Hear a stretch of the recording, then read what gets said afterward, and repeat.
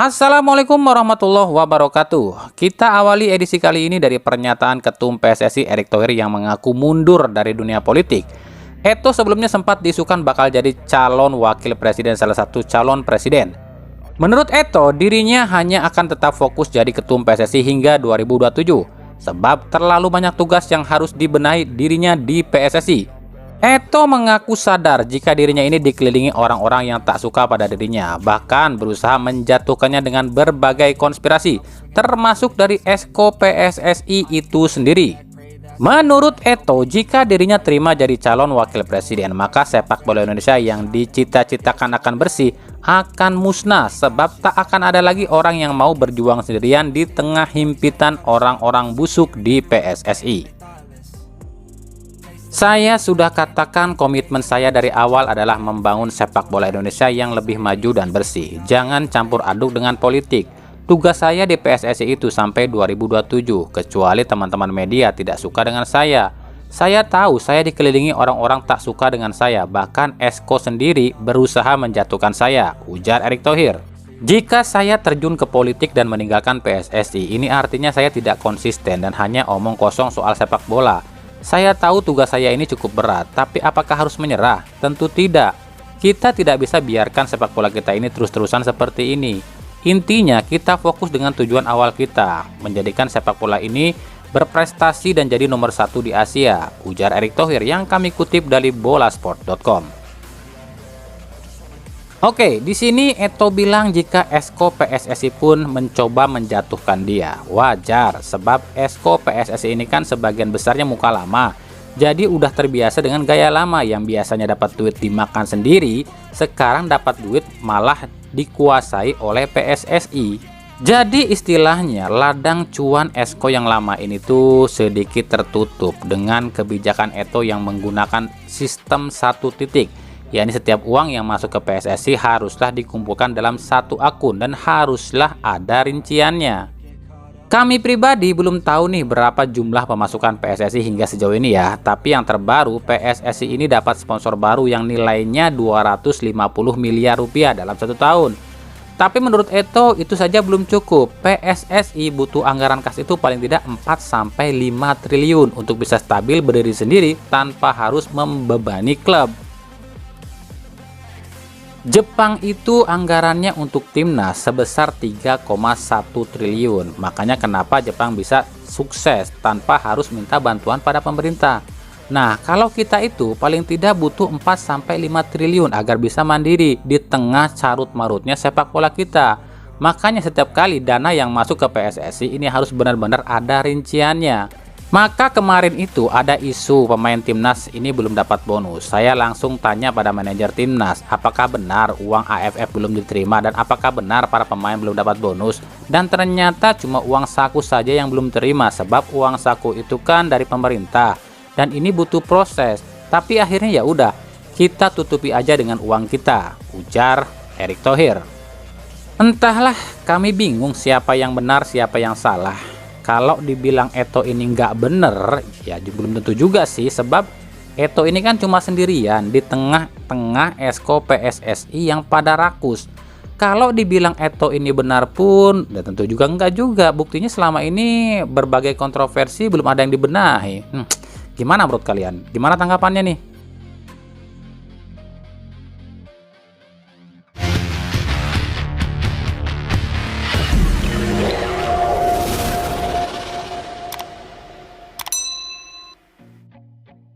Direktur PT LIB Ferry Paulus buka suara tentang banyaknya klub yang kirimkan surat protes pada LIB soal kontroversi wasit.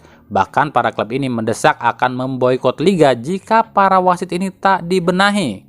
Menurut Ferry Paulus adalah hal yang salah jika para klub ini protes soal wasit ke LIB.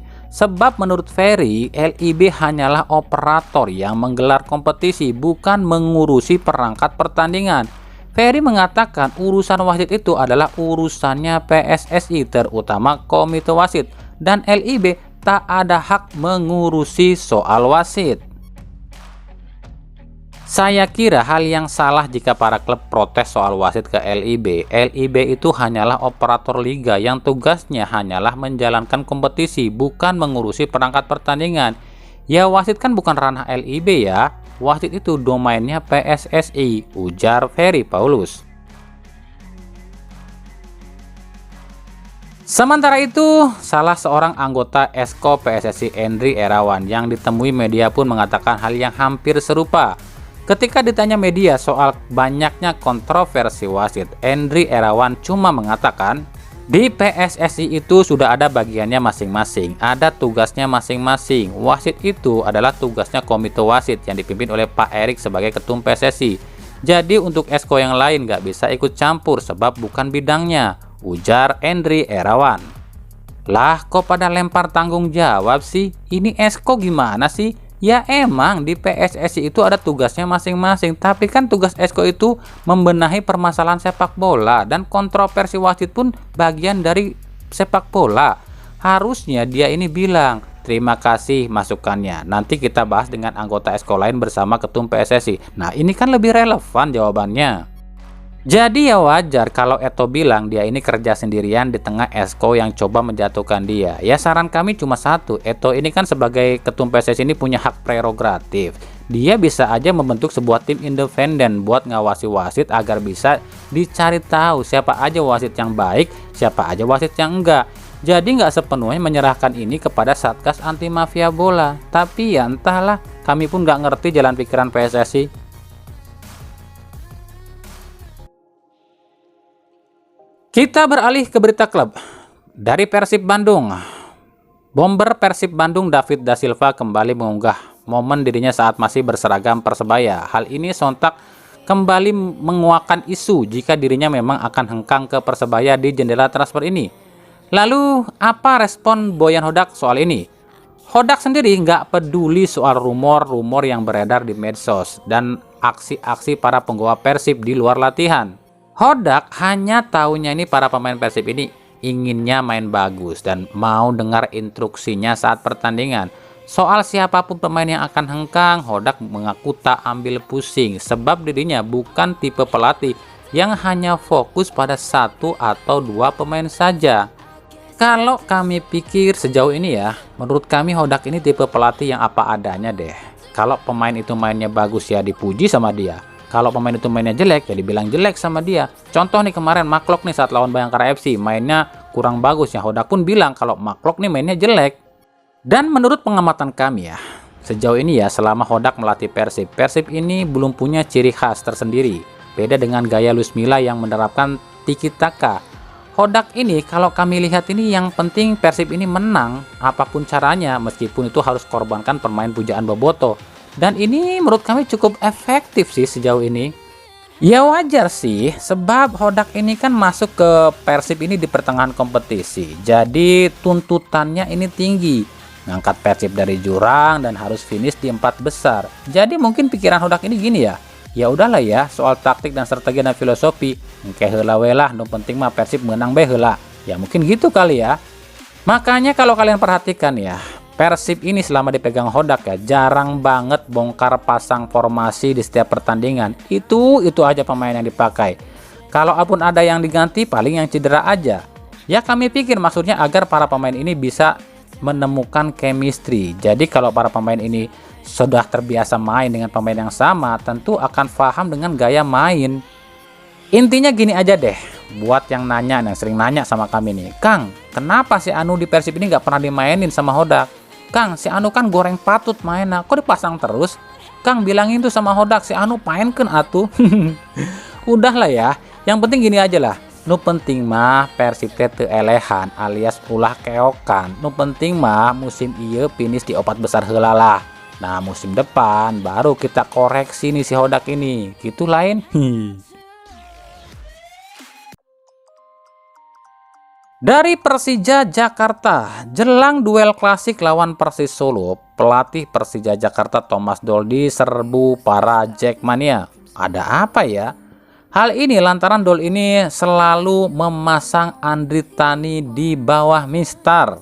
Sejumlah blunder yang dilakukan oleh kapten Persija ini membuat Jackmania jengah dan meminta Thomas Doll mengistirahatkan Andri Tani dan memasang kiper muda Cahya Supriyadi.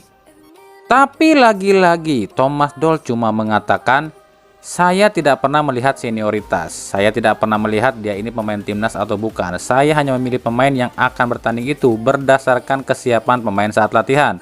Jika di latihan saja dia tidak siap, apalagi di pertandingan," ujar Thomas Doll. Di sisi lain, Persija kabarnya akan mendatangkan Behrens lagi. Tapi bukan Hanno Behrens loh ya. Kali ini yang diincar adalah Kevin Behrens, striker berusia 32 tahun asal Jerman yang saat ini main di klub Union Berlin di Jerman ya, yang sejauh ini sudah cetak 4 gol dari 5 laga.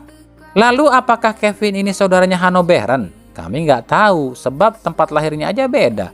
Kevin lahir di Bremen, sementara Hanno lahir di Elmhorn. Tapi jikapun Persija atau Thomas Doll ini ngotot ingin datangkan Kevin, ini tentunya nggak akan mudah. Sebab selain harga Kevin yang cukup mahal, yakni sekitar 35,5 miliar, kontrak Kevin pun masih cukup panjang hingga 2024. Tapi Doll pernah bilang, kalau Persija nggak bisa dapatkan pemain incarannya, maka manajemen Persija ini nggak jago dalam negosiasi. Atau istilahnya, kalau Persija nggak bisa dapatkan pemain yang diminta oleh Thomas Doll, maka Thomas Doll yang hengkang. Sementara di kubu Persis Solo, pelatih Leonardo Medina pasrah saat akan menjamu Persija Jakarta. Sebab skuad ini ompong tanpa 3 pemain asing. CDB dan Bardanka absen lantaran akumulasi, sementara Fernando Rodriguez masih di Spanyol dan ada kemungkinan tak akan balik lagi ke Persis Solo. Ditambah Sananta yang belum pulang dari timnas Indonesia.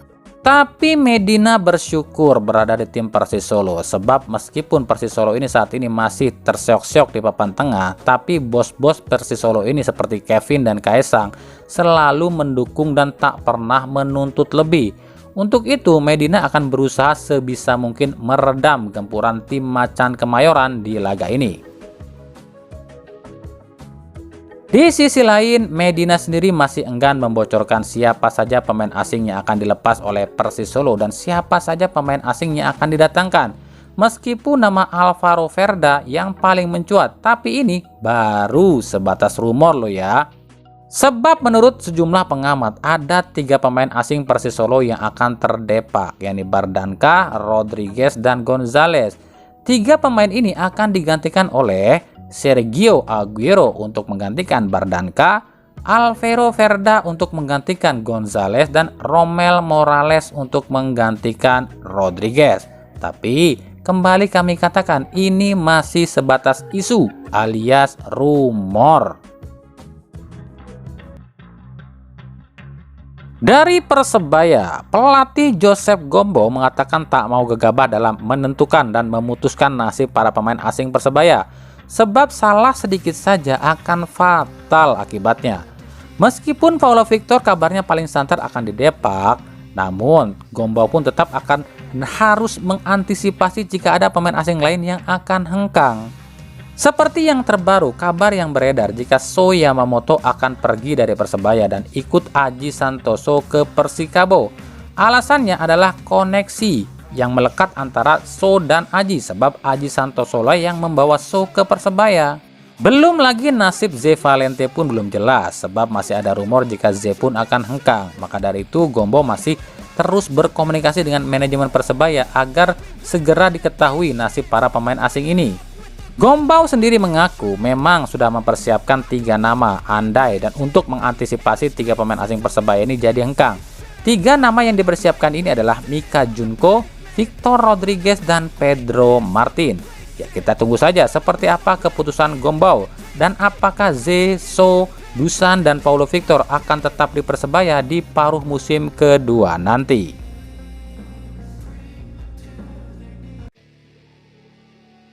Nah, ini yang kami bilang, omongan ketua komite wasit ini nggak bisa dipegang. Padahal udah banyak nih klub yang protes soal kinerja wasit, tapi mana pembenahannya? Lagi dan lagi wasit-wasit goblok ini merugikan di setiap pertandingan. Yang terbaru di laga Barito Putra lawan Rans FC, sejumlah kontroversi pun dilakukan oleh wasit yang bertugas, yakni wasit Gideon Dapaherang. Masih ada sejumlah keputusan goblok yang terjadi di laga ini. Seperti yang terjadi di detik ke-25 saat Bayu Pradana sengaja menendang ke arah alat vital Evandro Brandao. Wasit cuma berikan kartu kuning saja, padahal pelanggaran seperti ini tuh wajib kartu merah. Contoh saat Marco Sandi yang sengaja menendang pantat pemain Persis Solo itu kartu merah. Ini menendang kemaluan loh, masa cuma kartu kuning? Lalu juga di menit ke-20, yakni saat Maruoka dijatuhkan di kotak penalti oleh Buyung Ismu, tapi wasit tak menggubris ini. Kenapa ini wasit? Apakah lantaran Barito ini pemiliknya adalah Esko PSSI, yakni Hasdurniadi Sulaiman? Terus para wasit ini takut gitu? Makanya kami ini capek kalau dengar ketum PSSI ini selalu bilang wasit juga manusia. Tapi ya kalau manusia itu harusnya punya otak dan bisa belajar dari kesalahan. Jangan ini mah diulangi terus. Apa masih pantas disebut manusia kalau terus-terusan ngulangi kesalahan yang sama? Ya, wasit itu juga manusia.